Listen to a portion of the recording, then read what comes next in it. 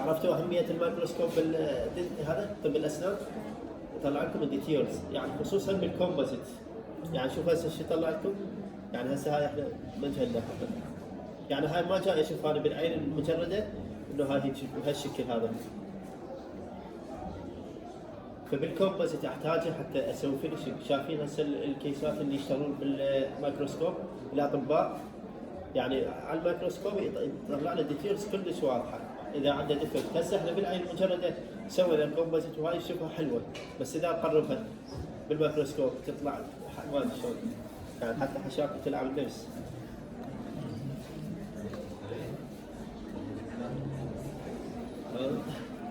هذا قد ما ادري، يمكن ما ادري دفتري ما ادري ثلاث دفاتر اربعه.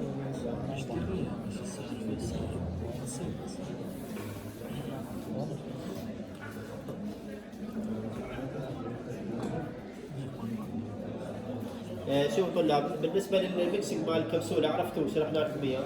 اكو بيها تسويها نطق الكبسوله مالتها 2 سبوك او 1 سبوك، واكو ما بيها ما تحتاج. هاي من النوع اللي ما تحتاج نطقها، هي جاهزه.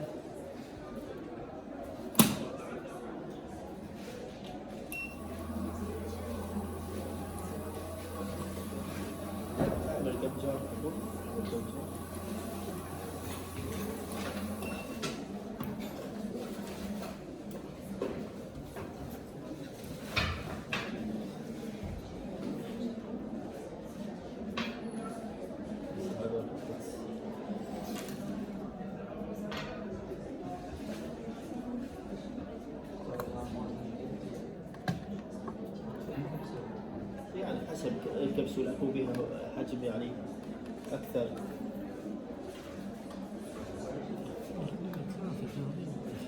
شوف طلاب، هسه هاي ما صار لها ميكسينج كبسولة، شلون طلعت لي؟ طلعت لي بهالشكل.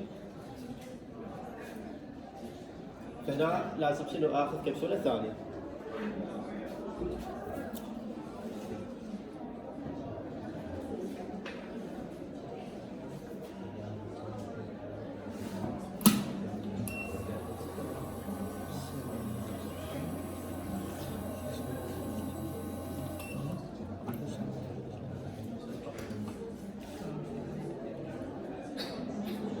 فارغة. شنو السالفة؟ عندي اكو واحد عنده كبسولة ما ادري مستخدمينها.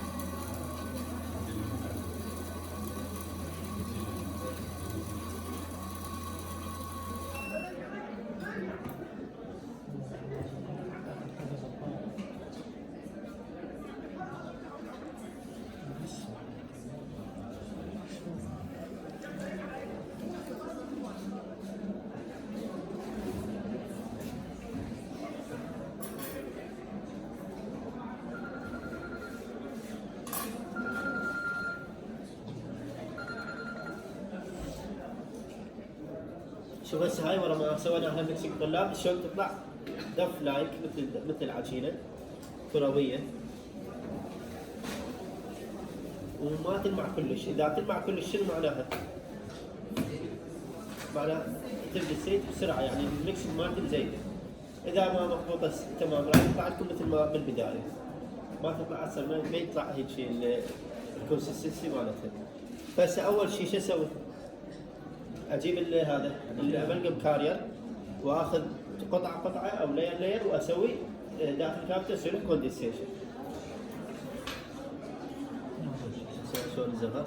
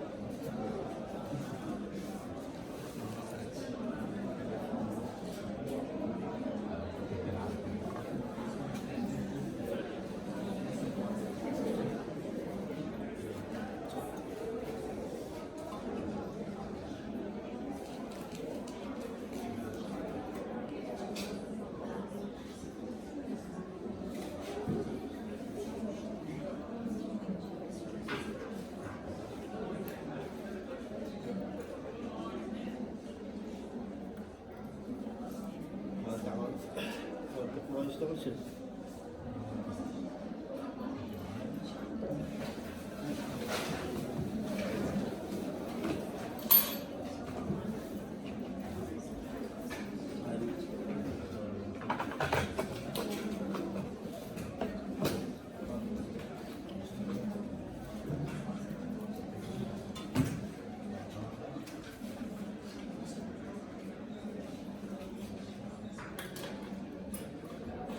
هسه اخلي لاير واسوي كوندنسنج.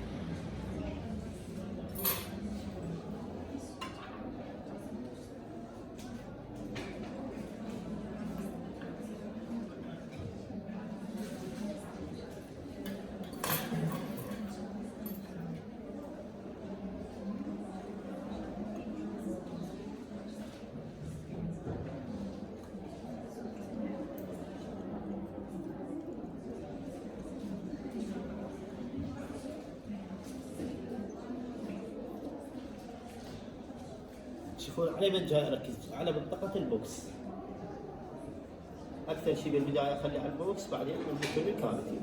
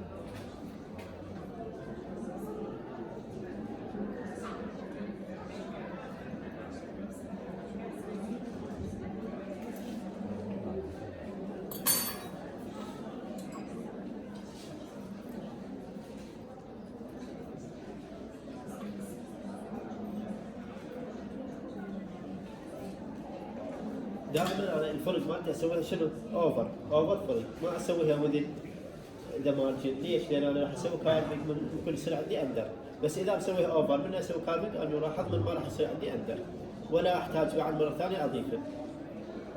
مرات شنو احنا نسوي نخليه ونسوي نشتغل صار دفك عندي نقص هذا بالفرق مالتي. تعال انا اظل ارجع اسوي من جديد، وعلى ما اسوي السيت هاي فما راح يصير عندي هذا كونكشن مضبوط بيناتهم. ممكن هاي الاخر لاير ما راح يصير اتصال. ليش؟ لان هاي سيتت لها وقت سيت ربع ساعه تقريبا او ثلث ساعه ذا كلش، فما اقدر اضيفه. فانا من البدايه اسوي اوفر فرق حتى اتجنب هذا الشيء.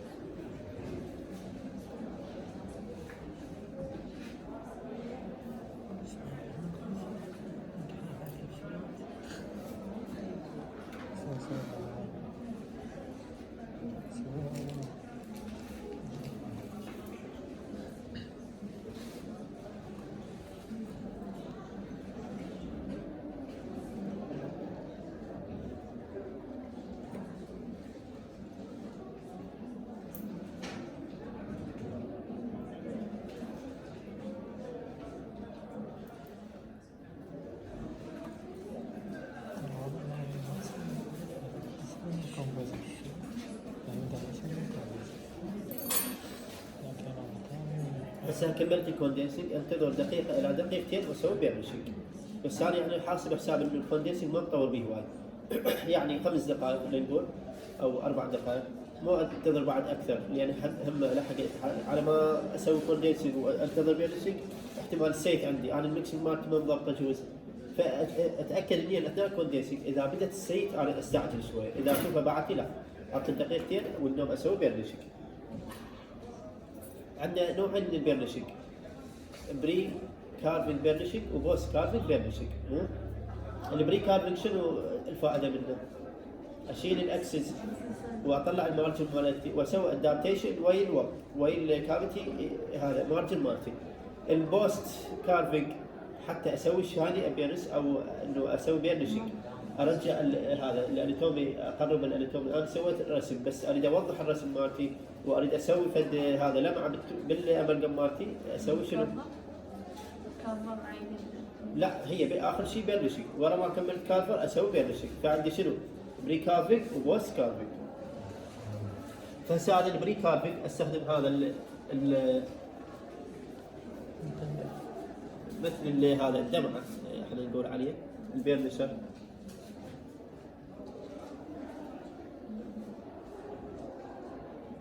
وبكون هو بيزر ديستر.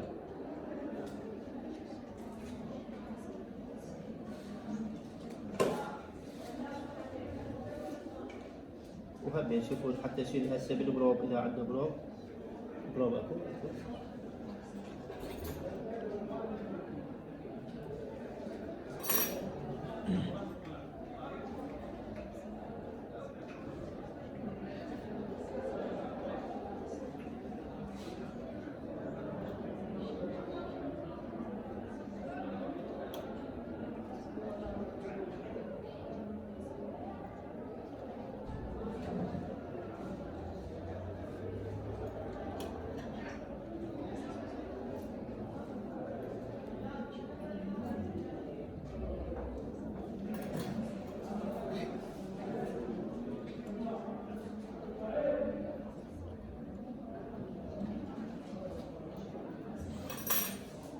هسه حتى الشغل بشكل اريح واسهل انه شو اسوي؟ اشيل الباند. تمام؟ اشيل الباند. شلون قلنا نرفع الباند؟ اول شيء شنو؟ اشيل الوجه. بس شنو؟ اخلي اصبعي الابهام على هذا على الباند.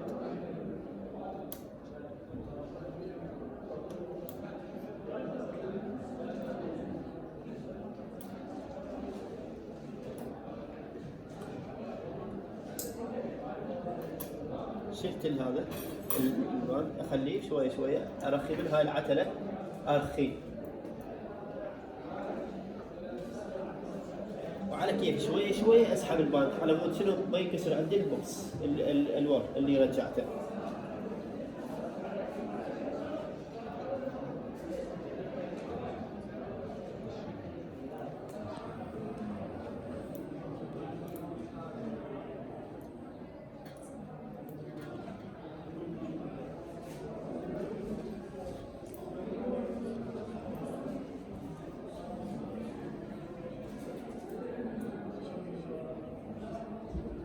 يعني مو اجيب القبل اسحبه، مثل ما نقول اخذ وعطى، يعني شويه شويه اسهل لك انه حتى تقدر تسوي بولشنج وكارفنج للجهه. لا على كيف، بس انت مو مباشره، انت ايش قد صار لك تسوي كوندنسنج؟ تقريبا قبل الكارفنج، يعني مثل انت تبي كارفنج تقدر تشيله.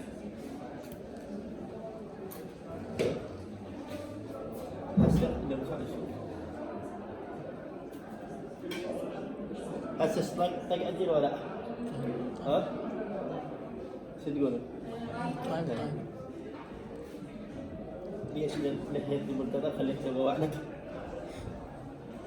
فشوفوا هاي واحدة من المشاكل، فانتبه هذه، وخصوصا هذا انه الباب مالتي هذا كان حاشر، فلازم انا على كيف شوي شوي من اسحبه. فاخطر شيء عندي هي هاي الفرق، لازم اعيد الفرق من جديد.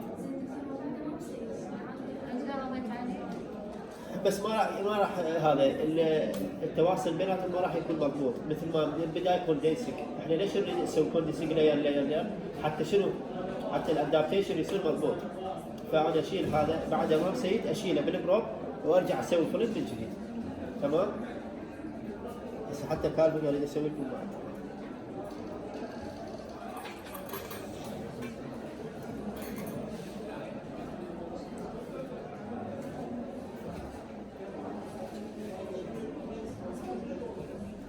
شوفوا طلاب، بس اعطيكم طريقة الكافي. شنو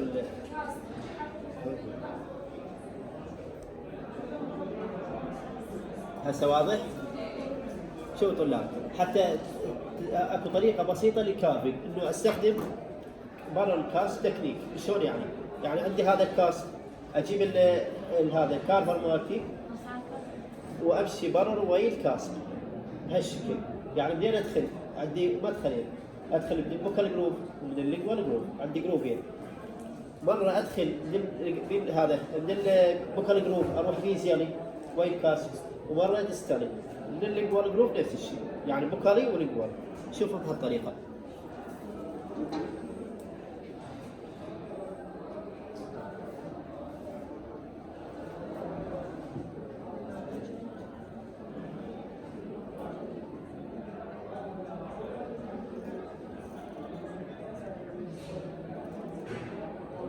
شوفوا برا، يعني ما جاء اشيله، فقط الاكسس، يعني مو هيك عمودي واظل اسوي انحت، لا، برا التكنيك.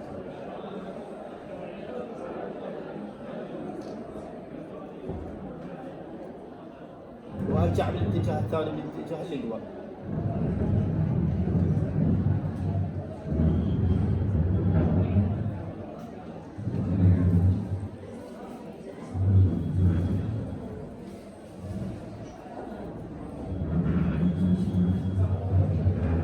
شفتوا؟ هاي الطريقة، وبعدين الاتجاه الثاني.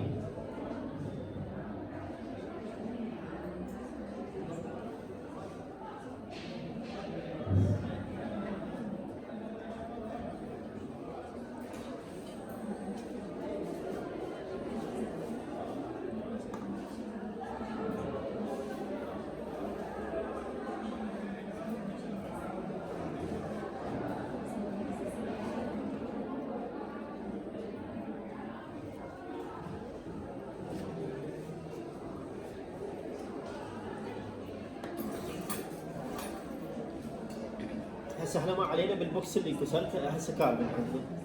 اجيب بين نشر واسوي اوضح هاي اللي سويت هسه الجروفات. هذا الجروف السنتر الجروف بعده ما واضح. فاكو بين نشر او اكو ذاكر ابلكيتر، منو عنده ذاكر اكو بين نشر كلش ناعم.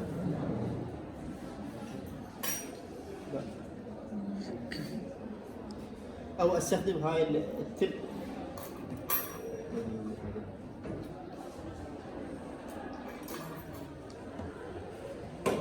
هاي التب، شوفوا الرفيعه، النهايه اسوي هذا الجروف اللي وضحته.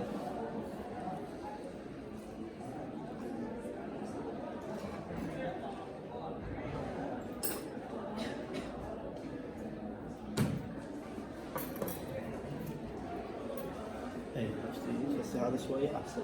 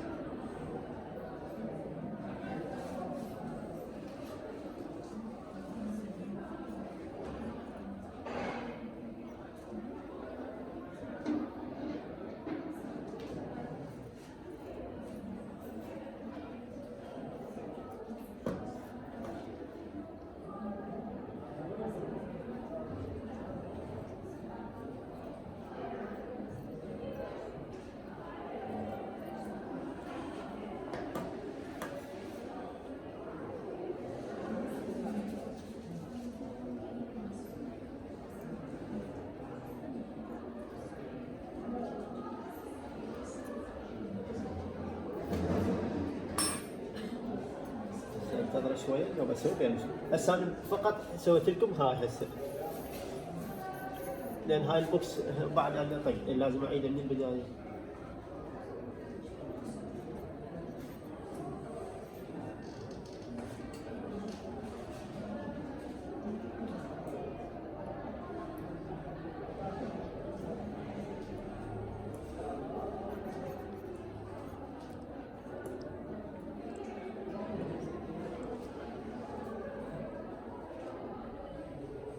شوفوا شلون رجعنا الكاسب هذا،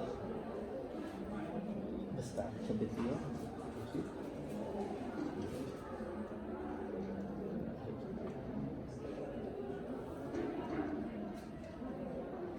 شوف انا شو اريد ان الكاسب يبقى شكله هيك جاي، وبالنص اكو سنترال جروب.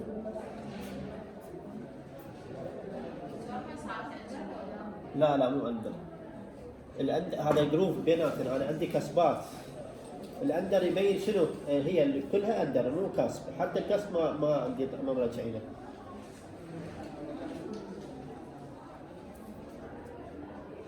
شلون هسه هذا؟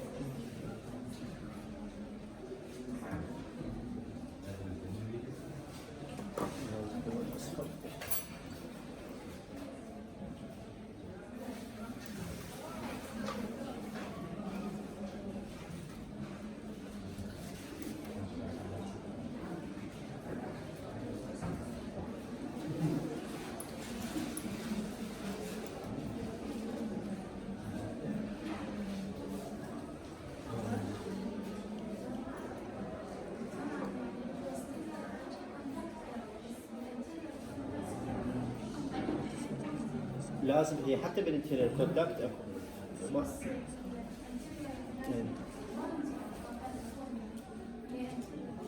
شلون يعني بوي؟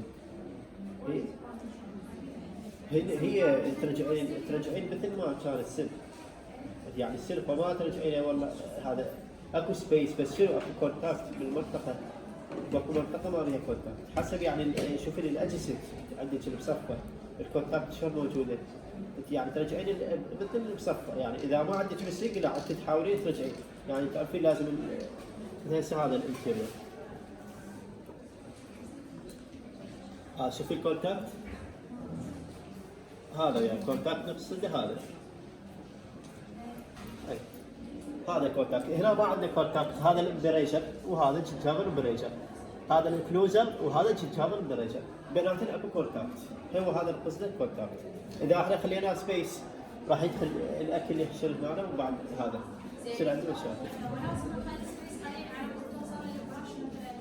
لا ليش اخلي سبيس؟ هو مثل ما موجود الكونتاكت لازم ارجعه، بس المبرش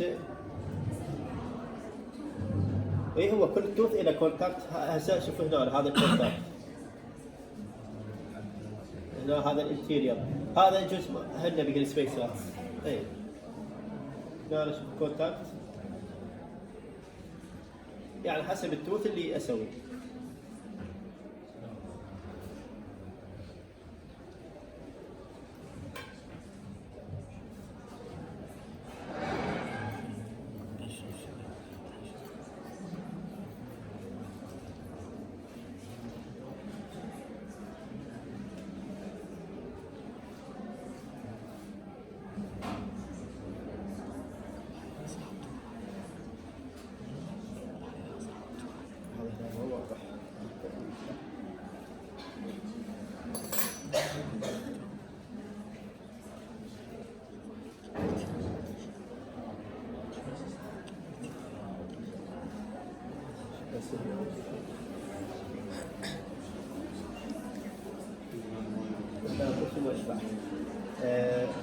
شوف طلاب هسه اذا تشوفونه هنا هسه بالميكروسكوب يطلع عباره عن حبيبات فما ياثر على الاضاءه، بس تشوفونه هنا اكو كارفنج موجود. فالكارفنج ابسط طريقه هي هاي، انه شو اسوي؟